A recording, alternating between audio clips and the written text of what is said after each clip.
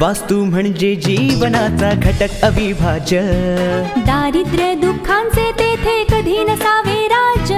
वास्तुप्रसाद वास्तुप्रसाद वास्तुप्रसाद वास्तुप्रसाद।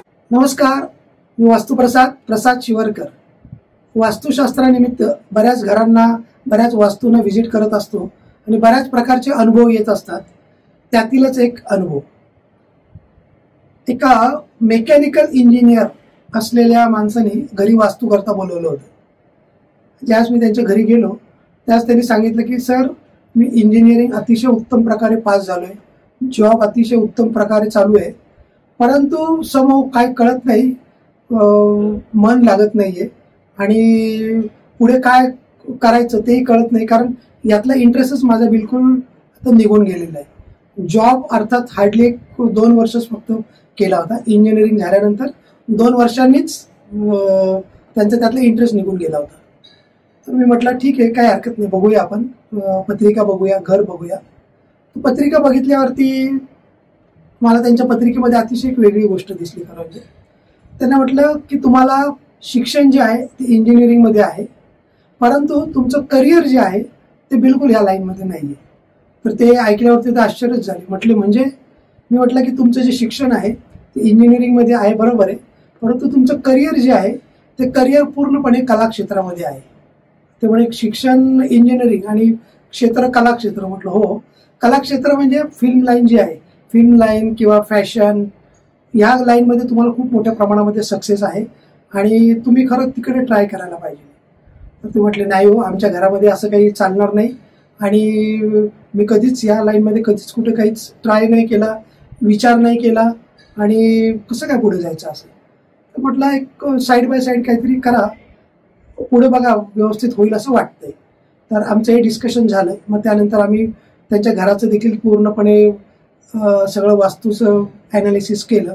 वास्तूचं ॲनालिसिस केल्यानंतर परत आम्ही डिस्कशन करता बसलो आणि मग मी त्यांना सांगितलं की मी म्हणत नाही की तुम्हाला आत्ता जॉब तुम्ही सोडा म्हणून, परंतु एक साईड बाय साईड काहीतरी एक ॲक्टिंगचा कोर्स करा, कुठेतरी काहीतरी मॉडेलिंग फॅशन या लाईनमध्ये तुम्हाला यश खूप चांगल्या प्रमाणाने येऊ शकेल अशी पत्रिका सांगते। तर ते म्हणजे ठीक आहे, मग त्याकरता अजून काय करायचं आहे?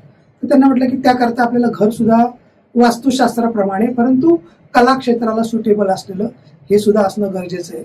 तर कला क्षेत्र जे आहे ते आग्नेय दिशा आणि वायव्य दिशा या 2 दिशा त्याकरता अतिशय महत्त्वाच्या असतात।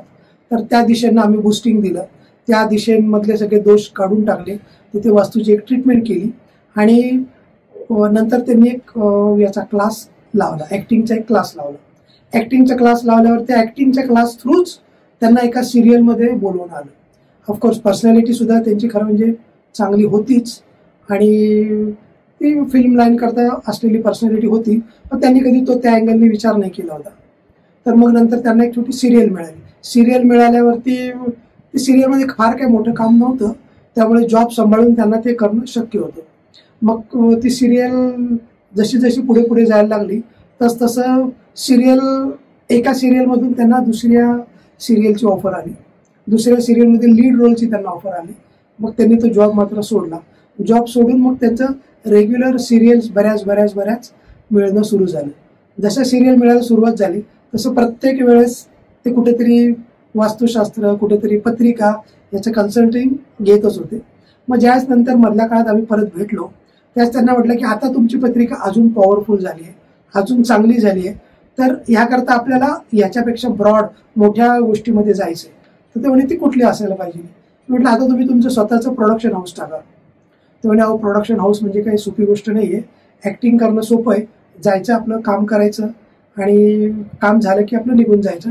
प्रोडक्शनमध्ये फार तामझाम असतो, तो एक मोठा प्रकारचा बिझनेस आहे। तर म्हटलं तेच तुमच्या पत्रिकेमध्ये हाच बिझनेस सुद्धा आहे, तेव्हा तुम्ही तो नक्कीच याचा सुद्धा विचार करा। मग अशा पद्धतीने आम्ही एक प्रोडक्शन हाऊसचं त्यांच्याकरता प्लॅनिंग केलं आणि त्यांनी सुद्धा चला आपण उतरूया यामध्ये असं करून एक इन्व्हेस्टर बघितला।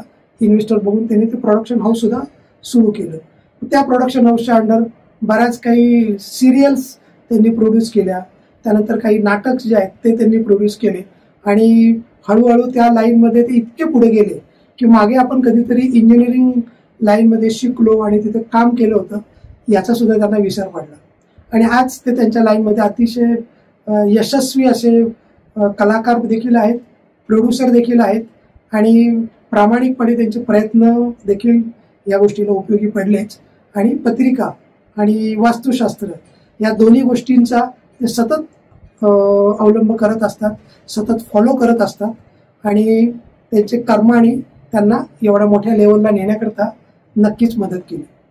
आपण सुद्धा वास्तुशास्त्र आणि ज्योतिषशास्त्राच्या मार्गातून आपल्याला हव्या असलेल्या फील्डमध्ये प्रगती करण्याकरता नक्कीच याचा उपयोग करून घेऊ शकता आणि स्वतःची प्रगती करू शकतात. धन्यवाद. डॉक्टर प्रसाद शिवरकरांचे वास्तुप्रसाद वास्तुशास्त्र मार्गदर्शन. वास्तू हेल्पलाईन 9921192775. वास्तुप्रसाद.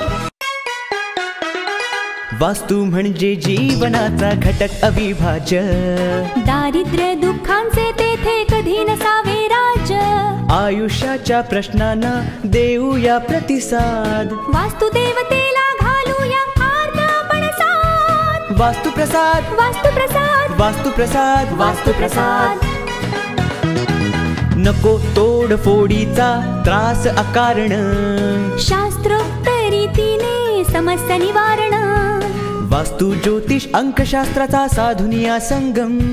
शांती समृद्धीचा मार्ग शोधू उत्तम. असंख्य परिवारांचा ज्यांच्यावर विश्वास. यश आनंद सुखांचा लाभण्या प्रसाद. चला आजमावूया वास्तुप्रसाद. वास्तुप्रसाद. वास्तुप्रसाद. वास्तुप्रसाद. डॉक्टर प्रसाद शिवरकरांचे वास्तुप्रसाद वास्तुशास्त्र मार्गदर्शन. वास्तू हेल्पलाईन 9921192775. वास्तुप्रसाद.